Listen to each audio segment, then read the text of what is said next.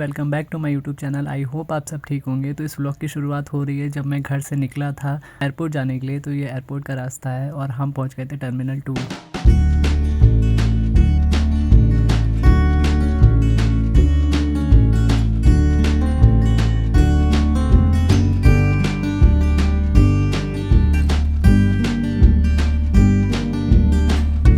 यार जिस एयरपोर्ट को देखने की मेरी इतनी ज़्यादा ख्वाहिश थी वो फाइनली मैंने आज देख लिया।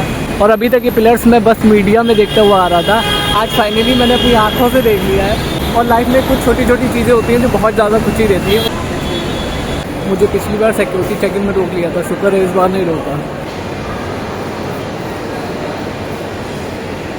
टर्मिनल 2 पहली बार आया हूँ और कुछ ज़्यादा ही बड़ा है, मुझे नहीं पता किधर जाना है। ये देखिए इसमें लिखा है जोन एन वो है। और चेक इन पे मुझे एक सेलिब्रिटी भी दिखा, अगर आप लोग पहचान गए हो तो कमेंट में बताओ कौन है।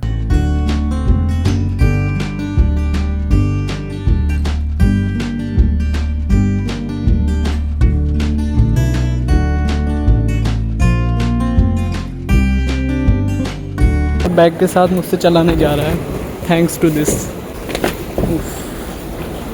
और ये देखो डेला का टैग यहाँ पे भी चल रहा है। सब पूछते हैं मैं ब्लॉगिंग शुरू करनी है और कैसे करें, तो ऐसे होती है। मतलब एयरपोर्ट पे इतने सारे लोग हैं लेकिन मुझे फ़र्क नहीं पड़ा, मैं अपना कैमरा देख के सामने चल रहा हूँ। और ये देखिए यहाँ पर कितना खूबसूरत सा बना हुआ है। एयरपोर्ट वालों ने मुझे आधा किलोमीटर चला दिया होगा अंदर ही, और ये 42 नहीं आ रहा।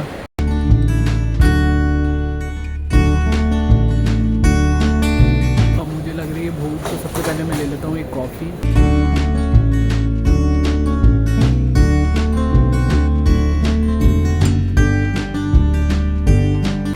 ये चॉकलेट शेक ले लिया, जैसे चिप्स लेके आया था घर से क्योंकि रखे हुए थे, तो उसके इसीलिए मैंने ये चॉकलेट शेक साथ में ले लिया।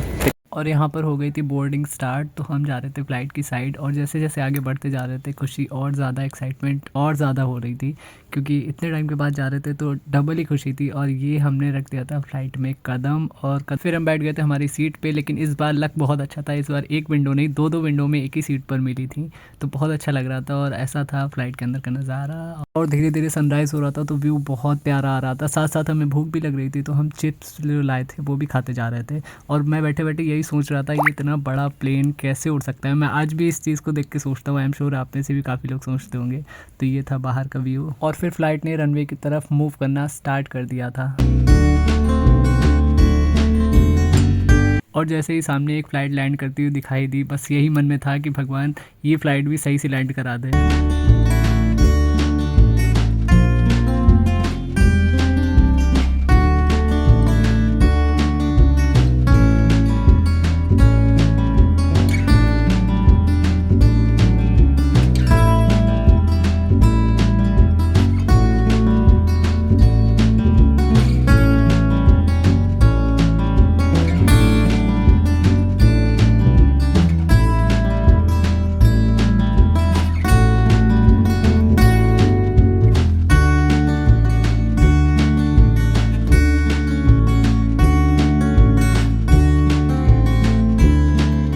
One hour later. और फ्लाइट लखनऊ पहुंच चुकी थी और मेरी नज़र विंडो से पड़ी है स्टेडियम पे। अगर अब मैं गलत नहीं हूँ तो शायद ये कान्हा फुटबॉल स्टेडियम था।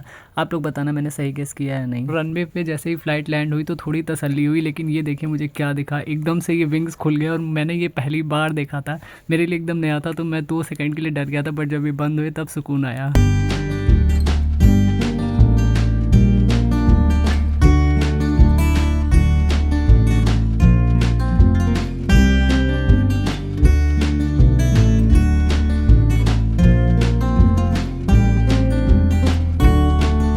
पूरे 20 मिनट के इंतज़ार के बाद आया है।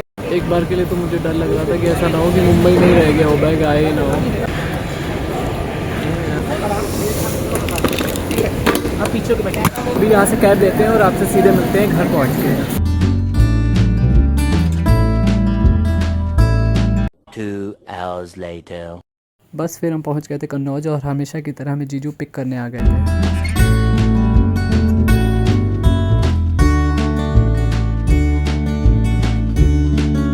मम्मी को सरप्राइज़ देना था, लेकिन पापा को इस बारे में पता था, तो वो नीचे मेरा वेट कर रहे थे। और वो कहते हैं ना, दुनिया में सबसे सच्चा प्यार माँ का होता है। आज इतने समय बाद जब मैंने उन्हें सरप्राइज़ दिया तो समझ आया, दूरी चाहे कितनी भी हो, माँ के लिए बेटा हमेशा वही छोटा बच्चा रहता है। इतने दिनों बाद जब माँ को गले लगाया और उनके चेहरे पर मुस्कान देखी तो लगा जैसे सारी थकान उतर गई। फिर फ्रेश होने के बाद मैंने सबसे पहले खाए चाय के साथ ही मेरे फेवरेट टोस्ट, और फिर मम्मी के साथ हमने लेट के बहुत सारी बातें करी, और वक्त कैसे निकल जाता है वो पता भी नहीं चलता। हम लेटे लेटे मैं ऐसे ही सो गया और पता भी नहीं चला। 1 hour later.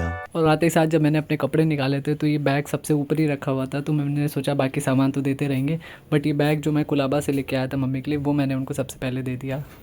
तो सुबह के बाद मैं आपसे सीधे शाम को मिल रहा हूँ। सुबह आते ही साथ मैं फ्रेश हो गया था, नाश्ता कर लिया था, खाना भी खा लिया था, और उसके बाद फिर मम्मी के साथ बैठ के बहुत सारी बातें करी, और फिर हम बातें करते करते ही मैं सो गया था, क्योंकि सुबह 4 बजे निकले थे और मैं रात भर नहीं सोया था, तो नींद भी बहुत ज़्यादा आ रही थी। और अभी मैं उठा हूँ तो थोड़ा सा फ्रेश होते हैं, क्योंकि अब जाना है भांजी से मिलने, और थोड़ी बहुत मार्केट से शॉपिंग भी करनी है दीदी के साथ जाके। चलिए चलते हैं, अब भांजी से मिलते हैं। और उसको मैंने अभी भी बोला हुआ है कि मैं मुंबई में हूँ, तो उसको अभी होप तो नहीं है कि मैं उसके सामने एकदम से आ जाऊँगा। इमोशनल भी लग रहा है क्योंकि इतने टाइम के बाद उससे मिल रहा हूँ। मुझे डेली वीडियो कॉल करती है और मुझे एक ही बात बोलती है कि मामू ट्रॉली बैग लेके आना मेरे लिए। तो अभी तो फिलहाल हम ऐसे ही उससे मिलने चल रहे हैं, वही उसमें ही वो बहुत खुश हो जाएगी। उसके लिए जो कुछ भी लेके आए हैं उसको बाद में देंगे, तो चलिए चलते हैं। और मेरी भांजी को पता नहीं था मैं एकदम से उसके सामने आ जाऊंगा, तो वो देख के कैसे शॉक में चली गई थी। बस फिर उससे मिलने के बाद हम आ गए थे उसको लेके विशाल मेगा मार्ट अपनी बहन के साथ, और ये देखिए मेरा हाथ पकड़ कर कैसे चल रही थी। ये बहुत प्यारा मोमेंट था, तो मैंने कैप्चर किया था। और मैं हमेशा अपने घर के लिए यहाँ जब जब आता हूँ तो क्रॉकरीज लेके जाता हूँ, तो मुझे इनमें से ये क्रॉकरीज बहुत पसंद आ रही थी, जिनमें से ये ट्रे एक बहुत अलग थी। हमारी शॉपिंग एक तरफ, मेरी भांजी की शॉपिंग एक तरफ।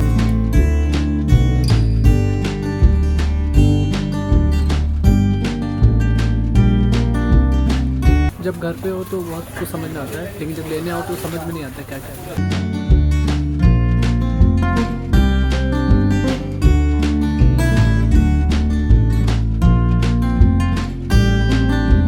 ये पहले बचपन में किसने किसने खाया है, अभी पैकेट्स में आने लगा है। ये जो क्लिप आप देख रहे हो ये मेरी भांजी ने मेरे लिए रिकॉर्ड किया था, तो बहुत अच्छा एंगल आया है वैसे। घर के रास्ते में ये शॉप थी, तो हमने सोचा क्यों ना होली का भी सामान साथ साथ लेते चलें। और ये देखिए मुझे कुछ मास्क दिख गए थे, तो वो मैं ट्राई कर रहा था। ये बताइए कैसा लगा, और ये कैप कैसी लगी, क्या मैं होली पर ये लूँ या नहीं। A few moments later. आज मैं मार्केट गया था तो मुझे ये सेट दिख गया था, तो मैं ये ले आया इस बार होली के लिए। मुझे इसका लुक बहुत प्रीमियम लगा था, बहुत अच्छा। अभी मम्मी को चल के देखते हैं, तो इसमें वो गुजिया वगैरह रखेंगी, तो फिर होली पे इसको टेबल पे यही रखेंगे। साथ ही साथ मम्मी ने मेरी फेवरेट सब्ज़ी बना दी थी, क्योंकि उनको पता था मुझे सबसे पहले दही आलू खाने हैं। तो खाना खाने के बाद, शॉपिंग करने के बाद, अब मैं आपसे सीधे मिल रहा हूँ, और मुझे करना था ये ब्लॉग एंड। डे एंड हो रहा था तो सोचा ब्लॉग बैंड कर, लेकिन उससे पहले मुझे आप लोगों से एक सजेशन चाहिए था। आप ही लोग मुझे काफ़ी सजेस्ट करते आ रहे हो काफ़ी टाइम से कि मैं अपना ये टीथ फिक्स करा लूँ, लेकिन जैसा मैंने पहले भी बोला है कि मैं अपने इस टूटे हुए दांत को अपने लिए बहुत ज़्यादा लकी मानता हूँ, इसलिए मैंने इसको फिक्स नहीं कराया। और मुझे मेरा टूटा हुआ दांत कभी मेरी कमजोरी नहीं लगा, हमेशा इस टूटे हुए दांत को अपने लिए बहुत लकी मानता हूँ। जैसे मैंने पप्पा को बहुत माना है, उनका भी दांत टूटा हुआ था, मेरे लिए कुछ ऐसा अलग था नहीं कि मैं इसको फिक्स कराऊं। मैंने हमेशा माना है कि इंसान का नेचर अच्छा होना चाहिए, इंसान को हमेशा लोग उसको नेचर की वजह से याद रखते हैं, ना कि उसके लुक्स की वजह से। लेकिन आज मुझे किसी ने एक बात बोली, तो उस बात पे मैंने गौर किया। उन्होंने बोला कि शायद मेरा लक अच्छा है, मैं अगर इस टीथ को फिक्स करा लूँ तो मेरी लाइफ में काफ़ी चेंजेस आएंगे इन अ पॉजिटिव वे। और उन्होंने ये तक बोला कि मैं उनकी बात को मैं लिख कर रखूँ, और अगर वो चेंजेस आए तो फिर मैं उनसे बात करूँ। तो अगर कोई इतने एक्सपीरियंस से बोल रहा है तो कहीं ना कहीं उन्होंने वो चीज़ देखी होगी, वो चीज़ एक्सपीरियंस की होगी, तभी वो बोल रहे हैं। तो वही मुझे आप लोगों से सजेशन चाहिए था कि क्या मैं इसको फिक्स कराने के बारे में सोचूं। आप लोगों ने मुझे हमेशा बोला है और उसको मैंने एज ए सजेशन ही लिया है, कभी मैंने उसको नेगेटिव वे में नहीं लिया। तो वही था कि अगर मैं इसको फिक्स कराने के बारे में सोच रहा हूँ तो क्या वो मेरा डिसीजन सही है। और जो उन्होंने मेरे लिए बात बोली है कि मेरी लाइफ में पॉजिटिव चेंजेस आएंगे, तो क्या ऐसा है, तो मैं इसके बारे में सोचूं। बस वही मुझे आप लोगों से पूछना था। बाकी इस ब्लॉग को एंड करना था, और इस ब्लॉग का हाईलाइट मोमेंट आपने देखा ही था जब मैं अपनी मम्मी से मिला था। जब मैं अपनी मम्मी से मिला था तो वो रील भी मैंने शूट किया था और उसको मैंने इंस्टाग्राम पे शेयर किया था। ब्लॉग में नेक्स्ट डे डाल रहा हूँ, लेकिन रील मैं कल ही डाल चुका हूँ। और तो काफ़ी लोगों ने उस चीज़ को बोला भी कि आपकी मम्मी क्या हमेशा ऐसे रेडी होके रहती हैं और ये मुझे प्री प्लान लग रहा है, तो ऐसा कुछ भी नहीं था। तो यस, सिर्फ मेरी मम्मी ही नहीं, मेरी फैमिली में जितने भी लेडीज़ मेंबर्स हैं सब ऐसे ही रेडी होके रहते हैं और ये एक रिचुअल सा चला आ रहा है जब से मेरे दादी बाबा के टाइम से। और शायद कुछ लोगों के लिए वो चीज़ नहीं होगी क्योंकि आज की जनरेशन थोड़ी सी चेंजेस है, लेकिन मेरी फैमिली में मेरी फैमिली मेम्बर्स जितने भी लेडीज़ हैं वो सब ऐसे ही सुबह से रेडी होके रहते हैं, चाहे कोई आए या ना आए। वो सब ऐसे ही रेडी होके रहते हैं और उन सबको रेडी होके रहना अच्छा लगता है, तो वो मेरे लिए और मेरी फैमिली के लिए नॉर्मल चीज़ है। शायद कुछ लोगों के लिए वो चीज़ अलग होगी, तो उनको वो प्री प्लान लग रहा था, तो ऐसा कुछ भी नहीं है। मम्मी को ये आइडिया था कि मैं होली पे तो आऊँगा, लेकिन किस डेट को आऊँगा ये उनको आइडिया नहीं था और मैं उसी वक्त 3-4 दिन पहले ही आ जाऊँगा, तो उस चीज़ से वो एकदम सरप्राइज़ हो गए थे और पापा को उस बारे में पता था, लेकिन मम्मी को बिल्कुल भी आइडिया नहीं था कि मैं उसी टाइम पे सुबह सुबह ही आ जाऊँगा, तो इसलिए वो एकदम शॉक्ड हो गए थे, इमोशनल भी हो गए थे। और बाकी आप लोग के कमेंट्स आ रहे थे इंस्टाग्राम पे, तो मैंने सोचा उस चीज़ को थोड़ा सा क्लियर कर देते हैं। और बस अगर ये ब्लॉग अच्छा लगा हो तो प्लीज़ इस ब्लॉग को लाइक कीजिएगा, कमेंट्स करके बताइएगा और शेयर कीजिएगा अपने फ्रेंड्स और फैमिली के साथ। ब्लॉग जाएगा तो होली आ जाएगी, तो आपको मेरे और मेरी फैमिली की तरफ से आपको और आपके फैमिली को हैप्पी होली। खूब सारी गुजिया खाइए, रंग लगाइए और साल में एक बार त्यौहार आता है, एंजॉय करिए अच्छे से, लेकिन सेफ होके। अपना भी ध्यान रखिए, अपने फैमिली मेम्बर्स का भी ध्यान रखिए। मिलते हैं आपसे जल्दी एक नए ब्लॉग में और शायद अगला ब्लॉग होली का ही आएगा, तो प्लीज़ मुझे इंस्टाग्राम पे भी फॉलो कर लीजिए। बस ख्याल रखिए अपना, मिलेंगे आपसे नेक्स्ट ब्लॉग में।